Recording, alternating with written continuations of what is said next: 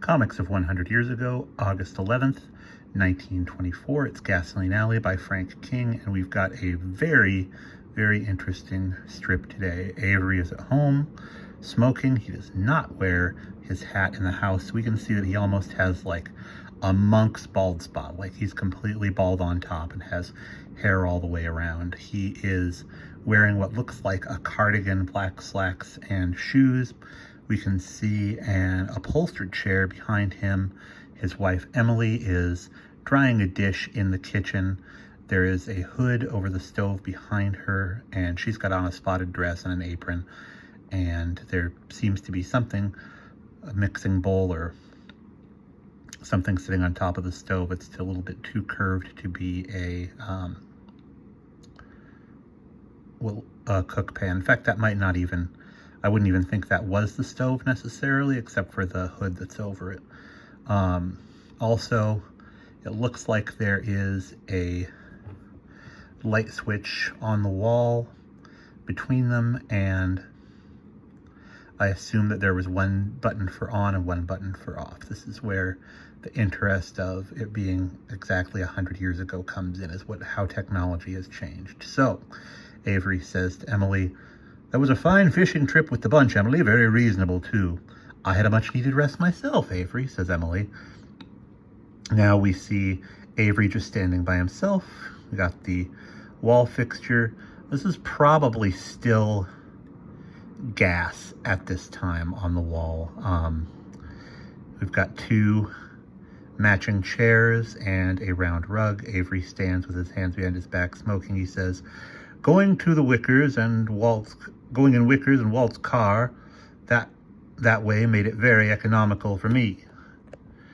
He walks across the room and looks over his shoulder. There is a cactus on top of a stand. My grandmother had a lot of stuff like that. She would have been 5 years old at the time this strip came out.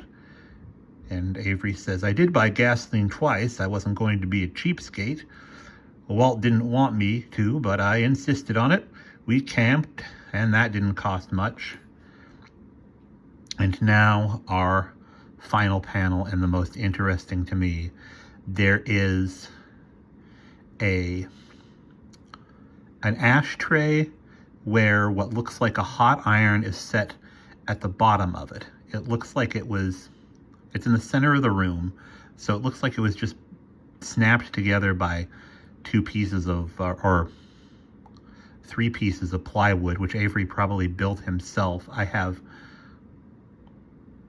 I'm fascinated by the idea that you would set your hot iron down on the floor after you're done with it, but I guess it would make the most sense because it could start a fire on anything else. They used to have to heat irons on the stove.